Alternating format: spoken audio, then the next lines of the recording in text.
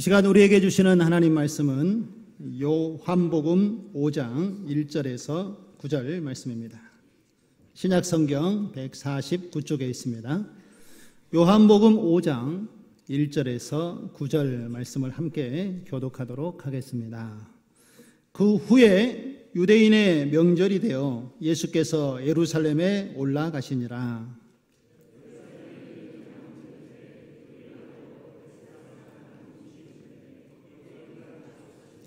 그 안에 많은 병자, 맹인, 다리 저는 사람, 혈기 마른 사람들이 누워 물의 움직임을 기다리니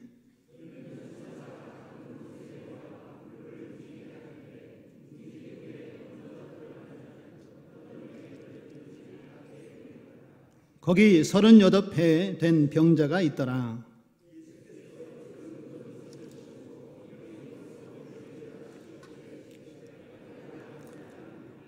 병자가 대답하되 주여 물이 움직일 때에 나를 못에 넣어 주는 사람이 없어 내가 가는 동안에 다른 사람이 먼저 내려가나이다.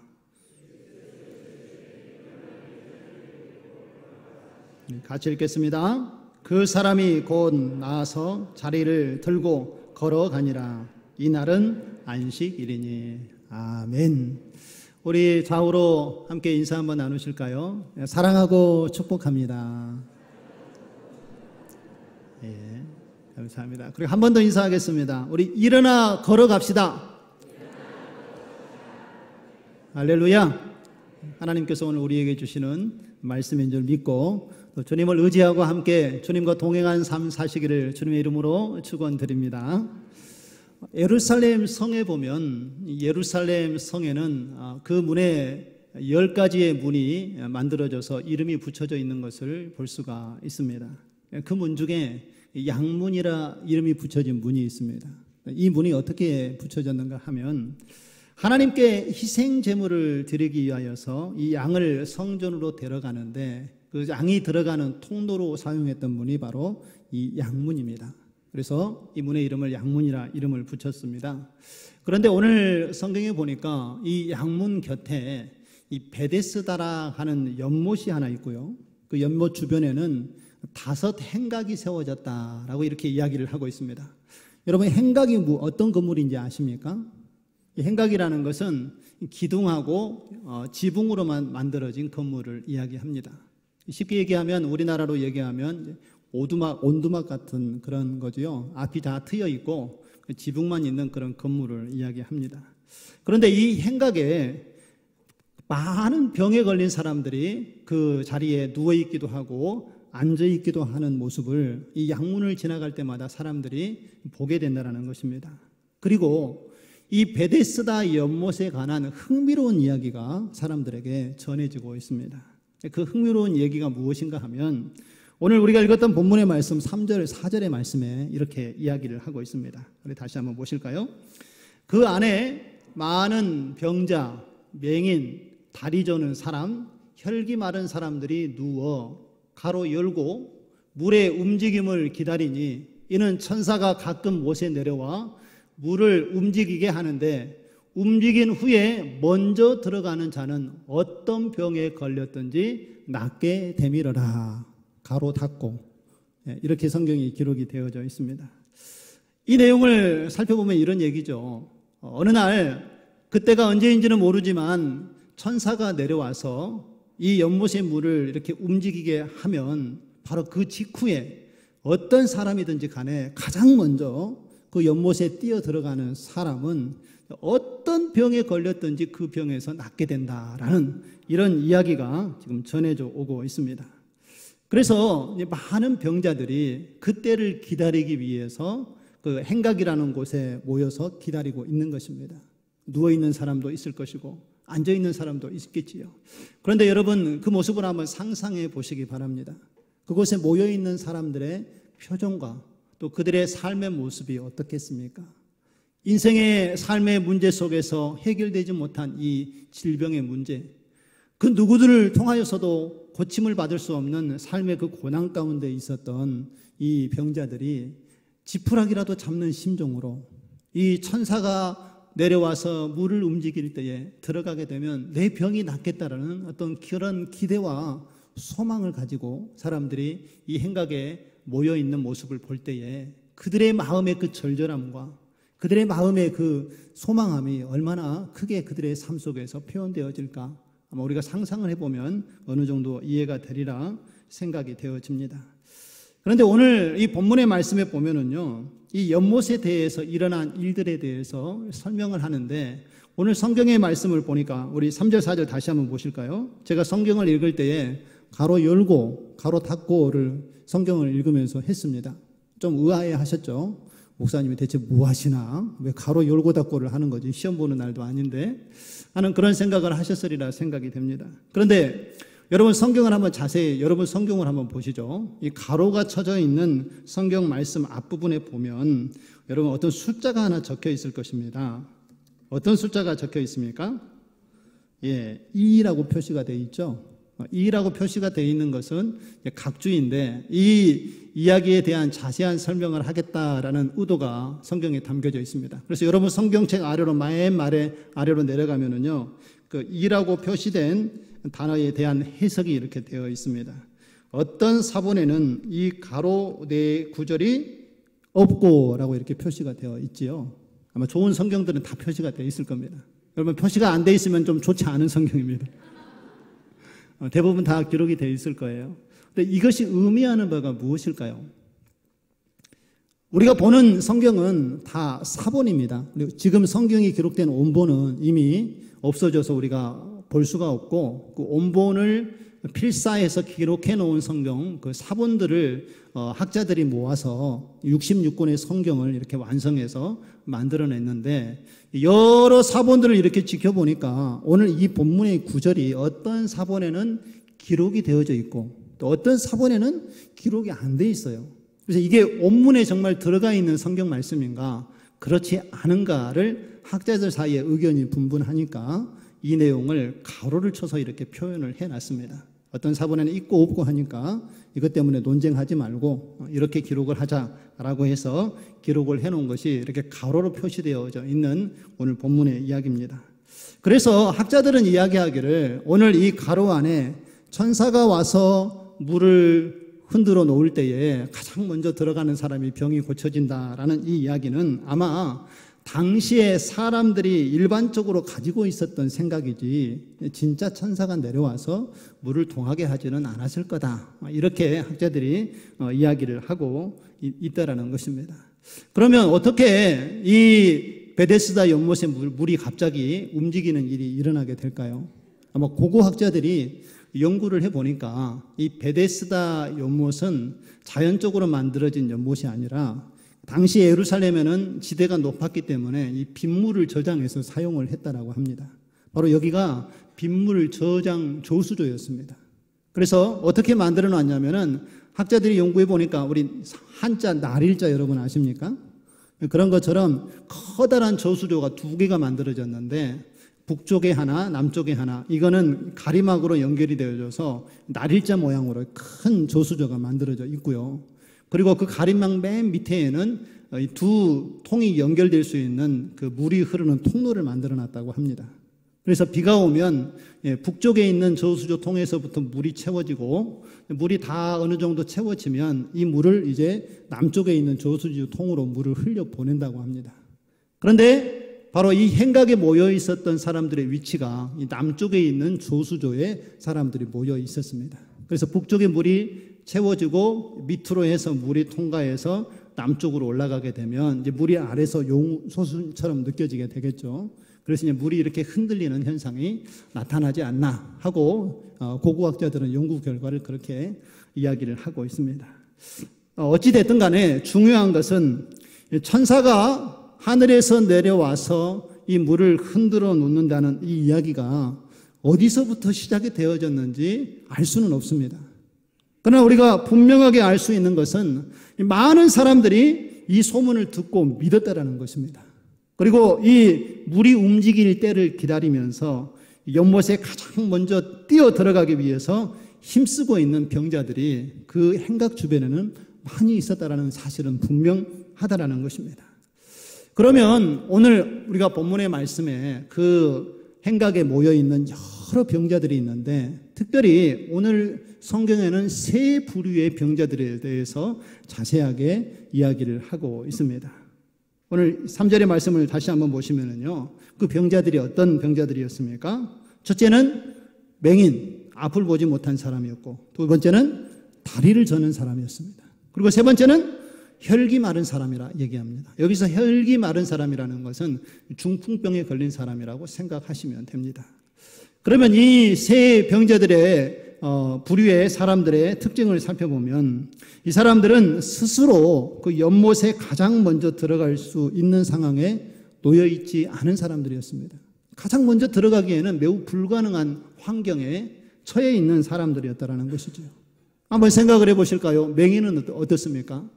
앞을 보지 못하니까 천사가 오는 것을 볼 수가 없겠지요. 누군가가 천사가 오는 것을 보았다라면은 첨벙하고 뛰어 들어가지 않았겠습니까? 아마 그 소리를 듣고서야 물이 동했고 천사가 왔다 갔구나 라고 맹인은 생각할 수밖에 없는 환경이겠지요. 또 다리를 저는 사람은 어떻습니까?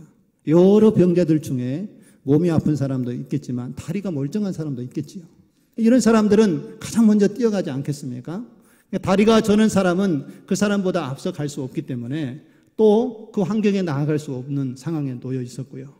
또 혈기 마른 사람, 이 중풍병자는 어떻습니까? 이 사람은 뛰기는커녕 걸어가기도 힘든 그런 환경에 놓여 있지 않습니까?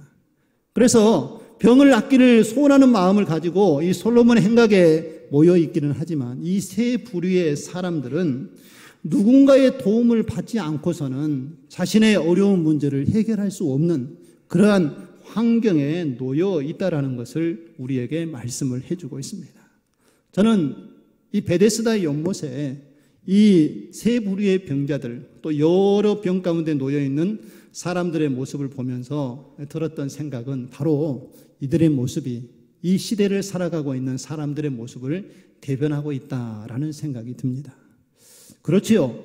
우리도 이 시대를 살아가고 있지만 누군가의 도움이 없이는 우리도 살아갈 수 없는 위치를 우리가 살고 있고 그 도움을 가지지 않고는 우리도 한순간도 하나님 앞에 설 수 없는 연약한 존재라는 것을 우리가 잘 알고 있지 않습니까?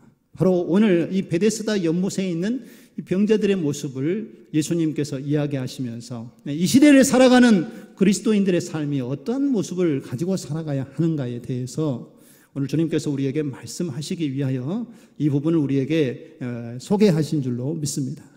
오늘 예수님께서는 그 중에 많은 병자들 중에 한 병자에게 다가가서 그의 인생에 꼭 필요한 두 가지의 말씀을 오늘 우리에게 전해주고 있는 것을 볼 수가 있습니다. 그 두 가지의 말씀은 오늘 이 병자에게만 주어진 것이 아니라 오늘 이 시대를 살아가는 우리 그리스도인들에게 바로 저와 여러분에게 예수님께서 하시는 말씀으로 우리가 받아들이고 또한 그 은혜를 이 시간 함께 누릴 수 있는 시간 되어지기를 주님의 이름으로 축원드립니다. 그러면 예수님께서 하신 두 가지의 이 인생 말씀은 어떤 말씀일까요? 그 첫 번째의 말씀은 예수님께서는 내가 낫고자 하느냐라고 물으셨다는 것입니다. 이 베데스다 연못에는 38년 동안 병에 걸려서 그 병을 낫지 못한 채 고통과 절망 속에 살아가고 있는 한 사람이 오늘 소개되어지고 있습니다. 이 사람도 마찬가지로 세 부류의 병자들과 함께 스스로 움직일 수 없어서 여기서부터 자유로움을 누리지 못하는 그러한 환경에 그도 놓여 있었던 것을 볼 수가 있습니다. 그런데 이 베데스다 연못에 이루어지는 그 이야기를 듣고서 한 가닥의 희망을 붙잡고 그곳에 가면 나도 고침을 받을 수 있지 않을까 하는 그러한 기대감이 그의 마음속에 있어서 그도 이 행각에 와서 그 때를 기다리고 있는 모습을 보여주고 있습니다. 그런데 그의 기대와 그 소망은 헛되다는 것을 얼마 지나지 않아서 그는 깨닫게 됩니다. 그는 자유로운 몸으로 움직일 수 없었던 상황 속에 놓여 있었기 때문에 결국 그도 다른 사람들이 먼저 연못에 들어가는 것을 눈으로 지켜볼 수밖에 없는 상황에 계속해서 놓이게 되었다는 것입니다.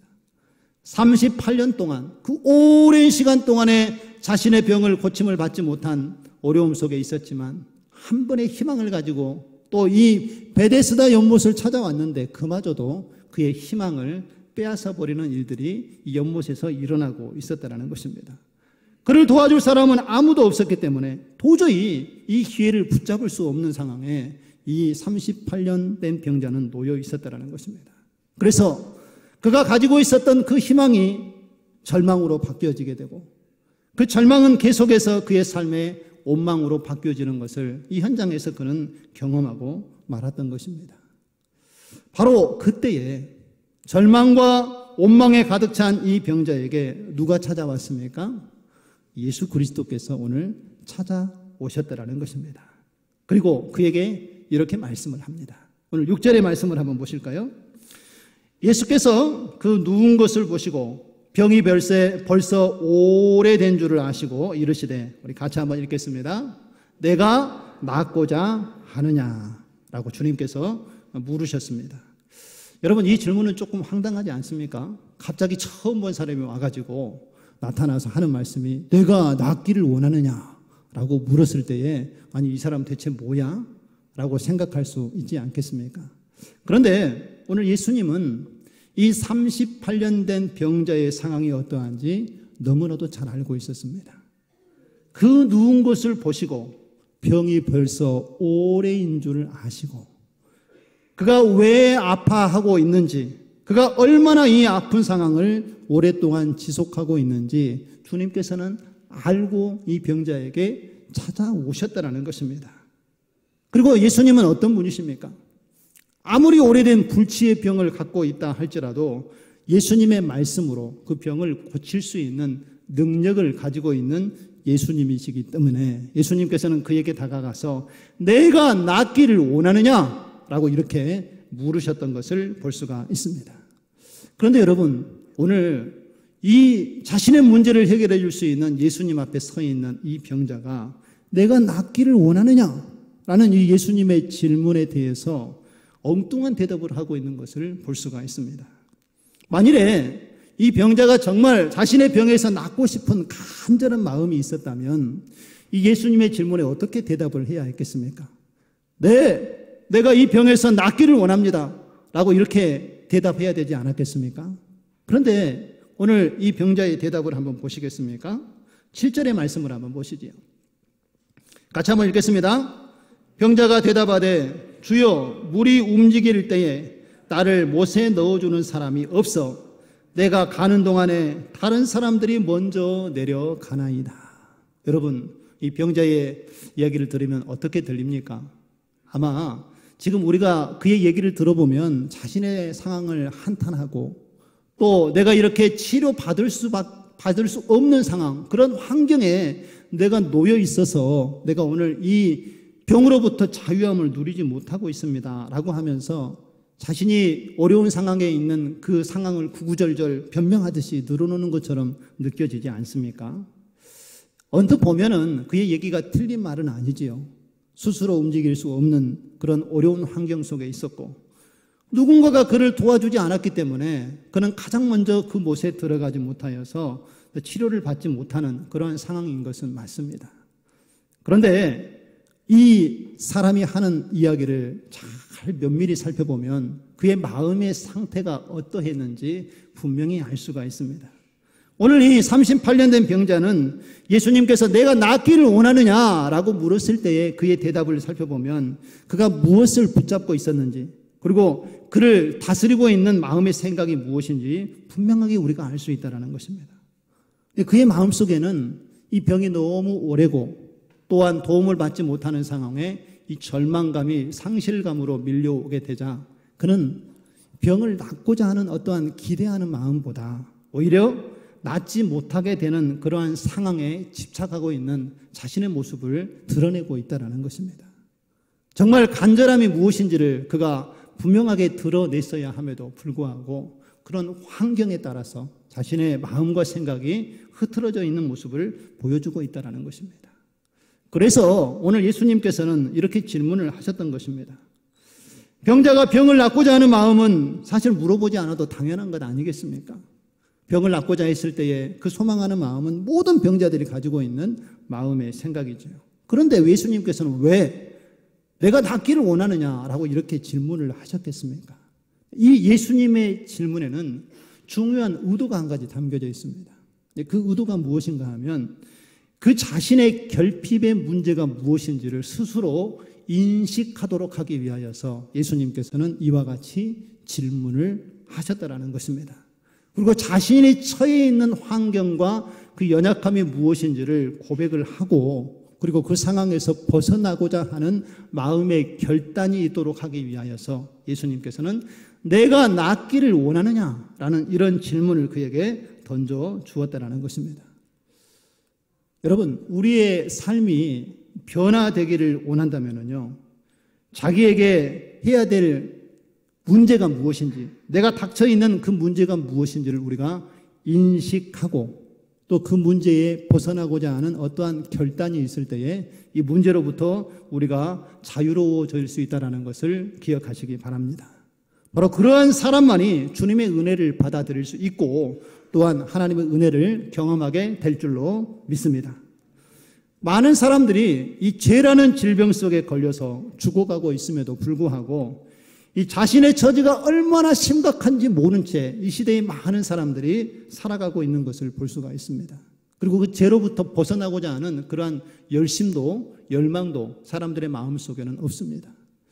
그나마 예수 그리스도를 믿는 하나님의 자녀요 백성들은 하나님의 말씀을 듣고 또 말씀을 읽고 묵상하면서 우리의 삶 가운데 무엇이 죄인지 또 이 죄에서 어떻게 벗어나야 하는지 어떻게 죄 없이 자유롭게 살아가야 하는지 말씀을 통하여 우리가 깨닫게 되지만 그러나 하나님 자체를 인정하지 않고 모르는 사람들은 이것이 죄인지 아닌지도 모른 채 그냥 세상 속에서 그렇게 자기의 쾌락과 욕심대로 살아가고 있다라는 것입니다.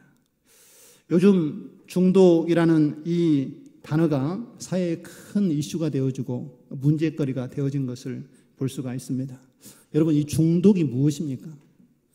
이 중독이라는 단어의 사전적인 정의를 보니까 약물, 사상, 사물 이런 것들에 과하게 빠져서 정상적으로 사물을 판단할 수 없는 상태, 바로 이 상태가 중독이라고 이야기합니다. 좀 더 쉽게 말하면은 어떤 일에 대해서 스스로 통제하고 자제할 수 있는 그러한 생각과 마음을 잃어버린 상태가 바로 중독의 상태라고 이야기를 합니다. 중독하면 어떤 단어들이 여러분 떠오르십니까? 게임 중독, 스마트폰 중독, 약물 중독, 알코올 중독, 마약 중독, 음란한 것의 중독, 이런 많은 중독의 요소들이 우리 삶 속에 많이 일어나고 있고 또 뉴스를 보면은 그런 이야기들을 우리가 많이 접하게 됩니다. 그런데 문제는 이 중독된 사람들 중에는 내가 중독됐다라는 사실을 인정하지를 않는다고 합니다. 나는 중독된 상황이 아니다라고 이야기를 한다라는 것이죠. 한 예를 들어보면 알코올 중독의 경우도 그렇습니다. 여러분, 알코올에 중독이 되어지게 되면 이 술을 마시는 사람들은 자신이 중독됐다고 전혀 인정을 하지 않는다고 합니다. 그런데 알코올 중독의 시작이 언제인 줄 아십니까? 내가 알코올에 중독되었다라는 것을 스스로 인정하면은 벌써 알코올 치료의 절반은 됐다라고 이야기를 합니다. 그리고 그것을 인정하면서 나아갈 때에 자신의 삶을 돌이켜보게 되고 또한 이 중독의 문제에서 벗어나고자 하는 의지와 결단이 생기기 때문에 이 문제로부터 도움을 받고 또 치료를 받을 수 있게 된다는 것입니다. 그런데 자신을 인정하지 못하면 이 알코올 중독 문제는 오랫동안 그 사람을 지배하게 될 것이고 또 어느 정도 회복이 되어서 알코올로부터 자유로움을 느꼈다 할지라도 다시 재발하는 일들이 이 알코올 중독 속에서는 나타나게 된다는 것이죠. 그런데 우리가 중요하게 생각하고 알아야 될 것은요, 이 알코올이 중독의 문제를 가지고 있지만 이 알코올 중독의 병은 치료될 수 있는 병이라는 것입니다. 자신이 인정을 하고 또한 그것을 벗어나고자 하는 마음의 결단만 있다라면 여기서부터 자유로울 수 있다라는 것을 이야기를 하고 있다라는 것이죠. 여러분, 이와 마찬가지로 우리의 삶 가운데 이 죄의 문제도 동일하게 적용되는 것을 우리가 알아야 합니다. 우리가 이 죄라는 질병에서 치유를 경험하려면 우리가 하나님 앞에 죄인임을 인정할 때에 죄로부터 자유함을 얻을 수 있음을 여러분 믿으시기를 바랍니다. 내가 죄인이고 하나님께서 나를 붙잡아 주시지 않으면 내가 이 자리에서 벗어날 수가 없다라는 그러한 믿음의 결단이 있을 때에 우리는 죄로부터 자유함을 얻고 하나님의 풍성한 은혜를 누리며 살아가게 될 줄로 믿습니다. 잠언 28장 13절의 말씀에 보면은요, 이렇게 말씀을 합니다. 자기의 죄를 숨기는 자는 형통하지 못하나 죄를 자복하고 버리는 자는 불쌍히 여김을 받으리라. 할렐루야. 우리가 우리의 죄의 연약함을 하나님께 인정하고 자복하고 나아갈 때에 하나님께서는 우리를 불쌍히 여기시고 그 죄로부터 벗어날 수 있도록 우리의 삶을 인도해 주신다는 것입니다. 그래서 죄에 대한 인식과 그 죄에서 벗어나고자 하는 강한 열망이 우리에게 있을 때에 우리는 이 죄로부터 자유함을 얻고 하나님의 은혜 안에 거하게 되는 것입니다. 그래서 주님께서는 우리에게 물으신 것이죠. 내가 낫기를 원하느냐? 라고 주님께서 우리에게 물으실 때 네, 내가 주님 안에서 치료되고 회복되기를 소망합니다. 라고 믿음으로 담대하게 고백할 수 있는 우리의 모습 되어지기를 소망합니다. 염려를 인하여서 걱정하고 환경을 탓하고 남을 탓하는 것이 아니라 믿음으로 정직하게 내 자신의 모습을 돌아보고 하나님 이 환경에서 벗어나기를 원하고 내가 예수님의 말씀대로 낫기를 원합니다 라고 믿음으로 고백할 때에 우리는 하나님으로부터 오게 되는 이 삶의 평강을 누릴 수 있도록 하나님께서 은혜를 베풀어 주실 줄로 믿습니다. 주여, 나는 할 수 없습니다. 하지만 하나님께서 함께 하시면 할 수 있습니다 라고 믿고 하나님께 기도하며 나아가시기 바랍니다. 하나님께서 우리의 그 약한 부분을 회복시키시고 주님의 은혜 안에 거할 수 있도록 우리의 삶을 이끄시고 인도해 주실 줄 믿으시기를 주님의 이름으로 축원드립니다. 두 번째로 예수님께서는 인생의 중요한 말씀을 한 가지 더 하시는데 그 말씀은 내 자리를 들고 걸어가라라는 말씀입니다. 오늘 이 38년 된 병자에게 내가 낫기를 원하느냐라고 예수님은 물었지만 이 38년 된 병자는 예수님의 질문에 동문서답했습니다. 그 의미가 정확히 무엇인지를 모르고 자기의 환경만 탓하고 자신의 연약함을 예수님께 이야기를 했지요. 그러나 예수님께서는 그에게 분명한 말씀을 한 가지 더 주셨습니다. 8절과 9절의 말씀을 한번 보시겠습니다. 예수께서 이르시되 일어나 내 자리를 들고 걸어가라 하시니 9절 같이 한번 읽습니다. 그 사람이 곧 나아서 자리를 들고 걸어가니라. 할렐루야. 여러분, 우리가 그냥 글로 읽어서 그렇지 큰 감동이 없는 것처럼 느껴지지만 이 현장에 여러분들이 계신다고 생각해 보시기 바랍니다. 38년 동안 그 질병에 억눌려서 어찌할 바를 모르고 살아왔던 이 한 사람이 예수님께서 하시는 말씀대로 일어나 내 자리를 들고 걸어가라 라고 하신 말씀에 벌떡 일어나서 그 자리를 걷어차고 일어서서 새로운 삶을 시작하게 되는 이 현장의 변화가 얼마나 큰 하나님의 놀라운 은혜였겠습니까? 그의 인생을 바꿔놓은 예수님이 주시는 한 말씀 아니었겠습니까? 예수님이 그 말씀을 하시자마자 바로 이와 같은 변화가 오늘 이 사람에게 나타났다라는 것입니다. 여러분, 예수님의 사복음서에 예수님께서 행하셨던 기적과 이적들 또 치료의 역사들을 보면 예수님께서는 대부분 예수님께 나아온 사람들의 그 순수한 믿음을 보시고 그 믿음대로 치료와 회복의 은혜를 주셨던 것을 볼 수가 있습니다. 백부장이 자신의 하인이 거의 죽을 뻔했을 때에 예수님께 와서 도움을 청하지요. 그러자 예수님께서 너희 집에 가서 그를 고쳐주시겠다 말씀하셨을 때에 백부장이 예수님께 어떤 고백을 했습니까? 주님, 말씀만 하옵소서. 그러면 내 하인이 낫겠습니다 라고 그가 고백을 하지요. 예수님 굳이 오지 않으셔도 됩니다.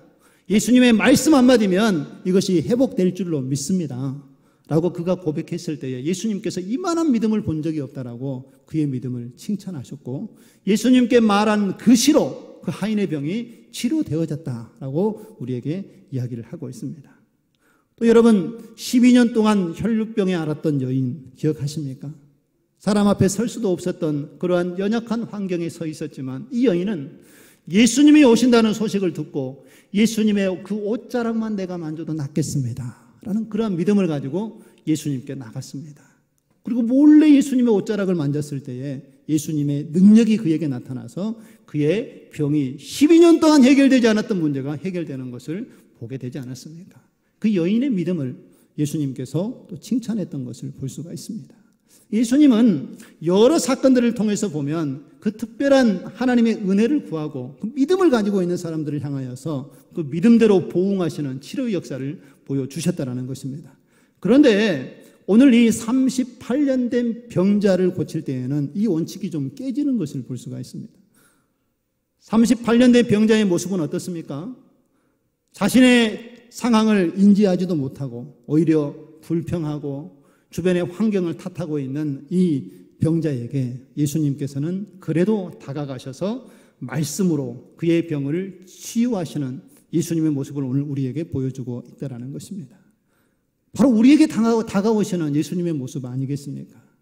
우리도 어려울 때 하나님께 어려움을 주님 앞에 내어놓고 기도하긴 하지만 때로는 그 어려움이 너무 극심하고 어려울 때에 또 주변의 환경에 사로잡혀서 하나님께 기도할 수도 없는 상황에 놓여 있을 때도 있는 것이 우리의 삶의 현실 아닙니까? 주님께서는 나아오라 라고 말씀하지만 실제로 그 무거운 짐을 지고 주님 앞에 나가는 것이 얼마나 힘들고 어려운 일인지 우리가 잘 알고 있지 않습니까? 그런 우리의 모습 속에 주님께서 먼저 찾아오신다는 것입니다. 그리고 말씀하셔서 일어나 내 자리를 들고 걸어가라. 오늘 주님께서 우리에게 동일하게 말씀하신 줄로 믿습니다. 여러분, 주님께서 내가 낫기를 원하느냐? 그러면 일어나 걸어가라 라는 주님의 말씀을 여러분 가벼이 여기지 마시고 내게 주신 하나님의 말씀으로 마음속에 기억하시고 그 주님의 말씀의 믿음으로 한 걸음 순종하며 나아가는 우리의 삶 되어지기를 주님의 이름으로 축원드립니다. 예수님의 말씀에는 이런 질병을 고칠 수 있는 능력이 있음을 믿으시기를 바랍니다. 예수님의 이 말씀 속에는 움직이지 못했던 사람들을 움직이게 하는 하늘의 권세가 있음을 믿으시기를 바랍니다. 절망과 원망 속에 좌절하며 살아가고 있었던 그 사람들을 희망의 자리로 옮길 수 있는 분이 바로 예수님이고 예수님의 말씀인 것을 믿으시기를 바랍니다. 오늘 하나님께서 예수님을 통하여서 이 38년 된 병자의 몸을 문제를 돌아보게 하시고 고치셨던 것처럼 오늘 이 시간에 우리에게 찾아오셔서 우리의 삶의 문제도 해결해 주시기 위하여 우리 앞에 오신 주님이 여기에 계심을 믿으시기를 바랍니다. 여러분, 작년 송구영신 예배 드릴 때에 예배를 드리면서 어떠한 결심과 결단을 하셨습니까? 새해를 시작하고 한 해를 보내면서 새해를 시작하면 우리가 많은 믿음의 결단을 하게 됩니다. 또 새해 기도 제목을 적어서 하나님께 기도 제목을 올려드리기도 하지요. 그럴 때에 아마 약속한 일들이 여러분의 삶 가운데 2023년 한 해 이루어진 일도 있었을 것이고 또 이루지 못한 일들도 분명히 여러분 삶 가운데 있으리라 생각되어집니다. 여러분들이 작정하고 결단했던 것 중에 이루지 못했던 일들은 무엇입니까? 특별히 우리 남자 집사님들 술, 담배 문제 해결하지 못하고 여전히 여러분의 삶 가운데 자리 잡고 있지는 않습니까? 어떻게 하시겠습니까? 그래도 여러분의 가족을 위해서, 여러분의 건강을 위해서 그래도 술을 한번 끊어보겠다, 또 담배도 한번 끊어보겠다 마음의 결심을 하고 작정을 했다라면 여러분 한번 그 결정을 끝까지 한번 밀고 가보지 않으시겠습니까? 여러분들이 그 술을 끊지 못하고 담배를 끊지 못하는 이야기를 들어보면 그도 그럴 만한 이유가 있더라고요. 내가 왜 술을 담배를 끊지 못하는지 알아?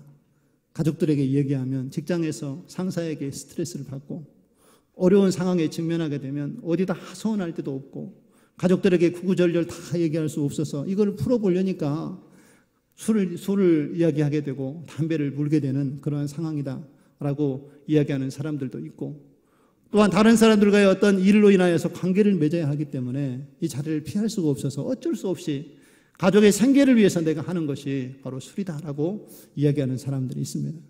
그러나 여러분, 이건 핑계이지 않습니까? 정말 여러분들이 그 문제를 해결하기를 원하는 마음이 있다라면 여러분 좀 담대했으면 좋겠습니다. 그저 마음 먹고 상황이 안 되니까 어쩔 수 없어 환경을 탓하고 내 가족을 위해서 내가 하는 것이지 이게 나를 위해서 하는 거야 하면서 주변의 상황을 탓하지 마시고 그 모든 것을 오늘 하나님께 오늘 맡기며 나아가는 자에게 회복을 주시는 하나님을 생각하면서 문제를 하나님께 내어 던질 수 있는 믿음이 여러분의 마음속에 있어지기를 소망합니다. 하나님께서는 술 취하지 말라. 이는 방탕한 것이라고 주님께서 말씀하셨고 술 취하는 것보다 성령에 취하는 것이 하나님의 뜻이라는 것을 주님께서도 분명하게 말씀하고 있으니 여기에 우리가 좌절하지 마시고 이제 하나님을 한번 믿고 나아가시기 바랍니다. 올해 한번 작정했던 마음 여러분들이 흐트러졌더라면 다시 한번 하나님께 맡기시고 기도하고 주님 의지하는 가운데에 이 문제에서부터 자유로움을 얻을 수 있는 우리 사랑하는 성도님들 되시기를 주님의 이름으로 축원드립니다. 그리고 우리의 삶 가운데 염려의 문제가 얼마나 많습니까? 우리 아내 되신 분들은 남편을 생각하며 자녀들을 생각하면서 많은 염려와 근심이 마음속에 떠나지 않는 것을 볼 수가 있습니다. 또 부모된 자로서 자식들을 돌아보면서 하게 되는 근심과 걱정과 염려들이 얼마나 많습니까? 그러나 성경은 우리에게 분명하게 말씀합니다. 우리가 염려함으로 그 키를 한 자나 더할 수 있겠느냐라고 묻습니다. 여러분 아이가 키가 크지 않는데 염려하면 아이의 키가 쑥쑥 자랄까요? 그럴 수 없는 것이죠. 주님께서는 우리에게 분명하게 말씀합니다.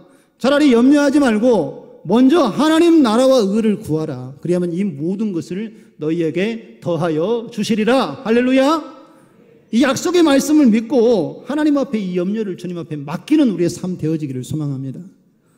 지난 시간에도 말씀을 드렸지만 술 취함, 방탕함 이와 같은 모습은 하나님께서 이 삶의 염려와 똑같은 것이라고 우리에게 말씀을 하지 않았습니까? 그만큼 염려하는 것도 우리의 삶에 큰 문제가 된다는 것을 주님은 우리에게 말씀을 하고 있습니다. 오늘 이 시대에 살아가는 저희들 우리의 삶의 염려와 또한 삶의 핑계가 되어지는 그러한 문제들을 이제는 하나님 앞에 내어놓기를 소망합니다. 그리고 주님께서 오늘 말씀하신 오늘 이 두 가지의 명제를 꼭 기억하시기 바랍니다. 내가 낫기를 원하느냐? 그렇다면 일어나 내 자리를 일어나서 걸어가라 라는 하나님의 음성을 귀 기울여 들으시고 주님의 말씀에 여러분 믿음으로 순종하시기를 주의 이름으로 축원드립니다. 지금 당장 하나님께서 주신 이 약속의 말씀이라면 여러분 주저하지 마시고 행동으로 취하시기 바랍니다. 내일 할래? 다음 주에 할래? 조금 더 이따 할래? 하는 마음을 갖는 순간 우리의 마음은 이미 사단에게 빼앗길 수밖에 없습니다. 그러나 오늘 여러분의 마음속에 오늘 주신 말씀을 가운데 도전을 주는 하나님의 뜻이 있다면 주저하지 마시기 바랍니다. 하나님 앞에 모든 것을 내어 맡기시고 하나님의 도우심을 구하고 이제 무기력한 삶 속에 우리의 삶을 내어주는 것이 아니라 하나님이 함께 하시면 하실 수 있습니다 라는 확신과 믿음을 가지고 주님 앞에 나아가시기 바랍니다. 주님을 신뢰하시기 바랍니다. 하나님을 의지하시기 바랍니다. 주님의 능력이 우리의 삶을 이끌어 주실 줄로 믿습니다. 치유와 회복이 나타나도록 생명을 주시는 그 하나님을 오늘도 의지하시면서 우리의 삶을 새롭게 바꾸어 가시는 하나님을 오늘 이 시간에 말씀을 통하여 경험하고 이 한 주간에 그 하나님을 만날 수 있는 저와 여러분 되어지기를 주님의 이름으로 축원드립니다. 우리 시간에 함께 찬양하면서 오늘 주신 말씀을 붙잡고 함께 기도하는 시간을 갖도록 하겠습니다. 우리가 하나님의 그 은혜를 사모하고 주님 앞에 돌아갈 때에 우리의 문제를 하나님께서 해결하시고 또한 그 은혜 안에 나가도록 우리의 삶을 인도해 주실 줄로 믿습니다. 우리 가사